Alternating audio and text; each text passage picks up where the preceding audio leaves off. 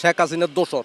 বাংলাদেশে হিন্দু ভাইরা যেভাবে মায়ের কোলে থাকে, ভারতও যে মুসলমানও এইভাবে থাকতে পারে সেই প্রত্যাশা আমার রইল। হাসানুল হক ইনু বলেন, আপনার শাহজাহান খান বলেন, তারা হুমকি দিচ্ছে পুলিশ সে 14 গোষ্ঠী খেয়ে ফেলবে।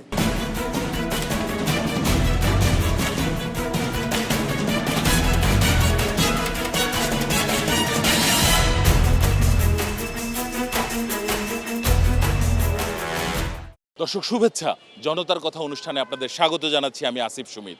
আপনারা জানেন, জনগণের মতামত তুলে ধরতে একুশে টেলিভিশনের নিয়মিত আয়োজন জনতার কথা।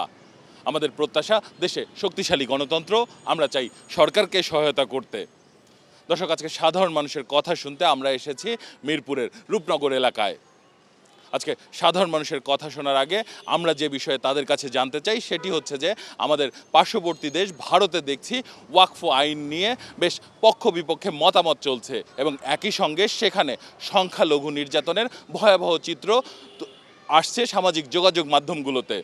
মূলত পার্শ্ববর্তী দেশে এরকম সংখ্যালঘু নির্যাতন নিয়ে সাধারণ মানুষ কি মনে করেন জেনে নেব তাদের প্রতিক্রিয়া। একটা আইন তৈরি করে জনগণের সুবিধার জন্য, কিন্তু ভারতের এই সংসদের এই আইনটা আমরা মনে করি জনগণের নিপীড়িত করার জন্যই তৈরি করা হয়েছে। আসলে হিন্দুরা মুসলিম সম্পত্তি কিভাবে ভোগ দখল করবে সেজন্যই এইরকম একটা আইন তৈরি করছে। ইন্ডিয়া ধর্মনিরপেক্ষ রাষ্ট্র বলে ঘোষণা দেয়, সারা সবসময় বিশ্বে জাহির করে। আসলে আমরা দেখি এরা কট্টর মৌলবাদী হিন্দুবাদী নীতিতেই চলে। মুসলমান হিন্দু আমরা ভাই ভাই, কিন্তু আপনি আইন তৈরি করে বাংলাদেশের মুসলমান এটা কখনো মেনে নেবে না যে ভারতের মুসলমানদেরকে আপনি অত্যাচার করবেন, মসজিদ মাদ্রাসা ভেঙে দেবেন। ধর্মনিরপেক্ষ রাষ্ট্রের বৈশিষ্ট্য হওয়া উচিত যে রাষ্ট্রীয়ভাবে কোনো ধর্ম আনুকূল্য পাবে না এবং একই সাথে কোনো ধর্মের প্রতি রাষ্ট্র বিরাগ ভাজন কোনো আচরণ দেখাবে না, তাই না? এবং সকল নাগরিকের একটা রাষ্ট্রীয় সমান সুযোগ সুবিধার দৃষ্টিকোণ থেকে দেখবে। শতাব্দীর পর শতাব্দী ধরে ভারতে যে সংখ্যালঘু মুসলমান এবং সংখ্যালঘু হিন্দুদের ভিতরে একটা সৌহার্দ্যপূর্ণ সম্পর্ক ছিল, সেই সম্পর্কটাকে সে একটা ভাঙ্গন সৃষ্টি করার জন্য একটা গঠিত কাজ করছে। এর আগে মোদী সরকার গুজরাটে যত মুসলিম আসলে তারা নির্যাতন করছে, বহুত মুসলিম তারা মারছে। এই ওয়াকফ আইনের প্রতিবাদ করছি এবং নিন্দা জানাই। ভারতের মুসলমানদের যে নির্যাতন চালানো হচ্ছে এর আমরা নিন্দা জানাই। ভারতে যে আমাদের মুসলমানদের উপরে যে নির্যাতন হচ্ছে, সারা বাংলাদেশের মুসলমানের পক্ষ থেকে আমি তীব্র নিন্দা ও প্রতিবাদ জানাচ্ছি। সারা বিশ্বের যে মানবাধিকার সংগঠনগুলো আছে এখনই তার এদিকে দৃষ্টি দিবে, এটা হলো আমার কামনা। আর হইলো বাংলাদেশে হিন্দু ভাইরা যেভাবে মায়ের কোলে থাকে, ভারতও যে মুসলমানও এইভাবে থাকতে পারে সেই প্রত্যাশা আমার রইল।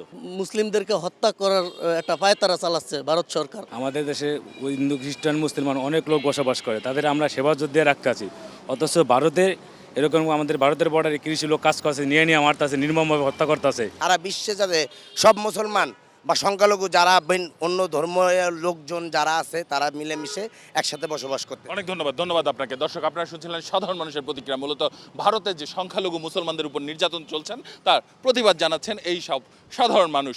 এখন সাধারণ মানুষের কাছে আমি দ্বিতীয় প্রশ্নে যেতে চাই যে আমরা দেখছি মানবতা বিরোধী অপরাধে অর্থাৎ 5 আগস্টে যারা বিভিন্ন ধরনের হুকুমদাতা বা হত্যার আসামি হয়েছেন, এ ধরনের নেতারা যখন ট্রাইব্যুনালে হাজির করা হচ্ছে বা আদালতে হাজির করা হচ্ছে, তারা আইনশৃঙ্খলা বাহিনীর সদস্যদের উপর নানাভাবে চড়াও হচ্ছেন। একই সঙ্গে রাজাকারের বাচ্চা বলে গতকালকে হাসানুল হক ইনু একটি বেফাঁস মন্তব্য করেছেন। সাধারণ মানুষ এই বিষয়টি কিভাবে দেখছেন? আপনি হাসানুল হক ইনু বলেন, আপনার শাহজাহান খান বলেন, তারা হুমকি দিচ্ছে পুলিশ সে 14 গোষ্ঠী খেয়ে ফেলবে। তারা আজীবনেই খারাপ কাজগুলো করেছে, অন্যায়গুলো করেছে, যে কারণের জন্য তারা এটা তাদের মুখে অহরহ আসছে।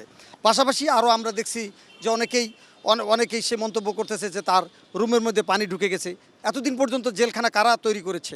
হাসানুল হক ইনু, শাহজাহান খান, এছাড়া যারা অ্যারেস্ট হয়েছে এগুলো তো হলো আমাদের এই দেশের কলঙ্ক। এরা তো পূর্ব বাংলার সর্বহারা পার্টি করতো। হাসানুল হক ইনু সে তো শেখ হাসিনা নিজেই বলতো যে তার বাবা শেখ মুজিব হত্যাকারী, সেই হত্যাকারীকেই সে আবার মন্ত্রী পরিষদে জায়গা দিছে। এর মানে কি হলো? শেখ হাসিনা নিজেই তার বাবার রক্তের সাথে বেইমানি করছে। মাফিয়া সরকারের মন্ত্রী যারা ছিলেন বিগত 16 বছর যেভাবে স্বৈরাচারীভাবে অত্যাচার নিপীড়ন করে গেছেন, তাদের সেই আগ্রাসী মনোভাবটা এখনও রয়ে গেছে জেলখানা থাকাকালীন। তারাই হচ্ছে দোসর, তারাই হচ্ছে সন্ত্রাস, তারাই হচ্ছে সাদাবাজ জীবন, তারাই হচ্ছে রাজাকার। তারা রাজাকার না হইলে পুলিশ প্রশাসনকে তারা রাজাকার বলে গালি দিতে পারে না। এতদিন হাসানুল হক ইনু আর শাহজাহান খান এই পুলিশের ব্যবহার করছে, এখন পুলিশের রাজাকার বলতেছে, কারণ এগারে এখন সুস্থ বিচার হচ্ছে মনে হয় দেশে, এই জন্য এদেরকে রাজাকার বলছে। সরাসরি ফায়ারিং স্কোয়াড গুলি করা উচিত। এরা যে অপরাধ করেছে, মানুষের টাকা, দেশের টাকা পাচার করছে, দেশের এত ছাত্র মেরে, ঠিক আছে, এত খুন করে তারাও যে এখন এত বড় বড় কথা বলতেছে, এটার বিচার চাচ্ছি। ছিল একটা রাজাকারের বাচ্চা, ওই রাজাকারের বাচ্চা না হইলে ওই এই ধরনের কাণ্ড করতে যায়। আর তাছাড়া হইলো শেখ হাসিনার দোসর, শেখ হাসিনার দোসর হইয়া এই ইন্ডিয়াতে যাইয়া সেখানেও যে ধরনের জ্বালাতন করতেছে, বাংলাদেশে একই ধরনের জ্বালাতন করে গেছে। অনেক ধন্যবাদ আপনাকে। দর্শক, আপনারা শুনছিলেন সাধারণ মানুষের প্রতিক্রিয়া। সাধারণ মানুষ, তাদের ভাবনাগুলো অসাধারণ, তাদের চিন্তা অনেক সূক্ষ্ম ও গভীর। দর্শক, জনতার কথা দেখতে প্রতি শনি, রবি, মঙ্গল এবং বুধবার চোখ রাখুন 21 টেলিভিশনে। সঙ্গে থাকবো আমি আসিফ সুমিত।